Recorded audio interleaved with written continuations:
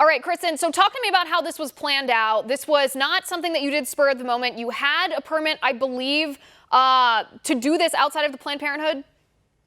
We actually wrote the mayor several weeks back. We met with our team of attorneys after she had painted the streets Black Lives Matter and then allowed a group of activists to add to that painting, defund the police without a permit and in permanent paint.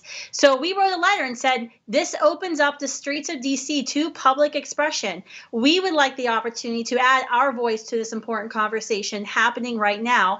And there's not a better place to do that than in front of Planned Parenthood, which not only has past racism practices, but present racism practices. And so that's why we went out there. We asked her to respond. We worked with the city, got a permit to assemble. We had our face masks.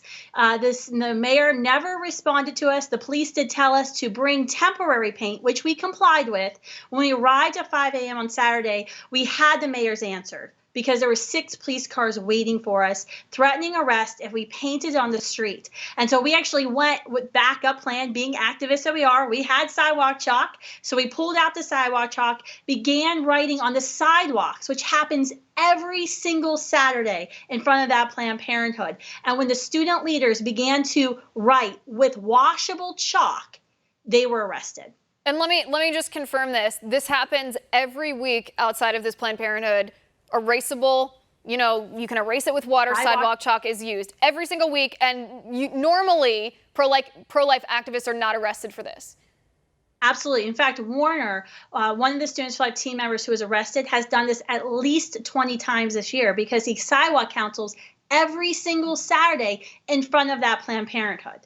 Okay, so what did the police say when you told them that? Because I imagine in the situation you said, wait a second, this is selective enforcement because we actually did our duty as a citizen and notified you that we were going to do this. Other people have done it with permanent paint, and we do this all the time. What was their excuse? What was their justification for arresting you? This is clear viewpoint discrimination. We went up to the police. We asked them what was going on. We actually asked the police officers in charge who they were reporting to, and they said very directly, the mayor. So we know this was viewpoint discrimination by the Washington, D.C. mayor, who has long-standing relationships with that Planned Parenthood. She was, their honored guest at their opening. She signed a bill into law at that Planned Parenthood location. So we know what was really going on, that the government has decided that some speech is allowed and some speech isn't allowed. And if you're pro-life, that means your speech is not allowed.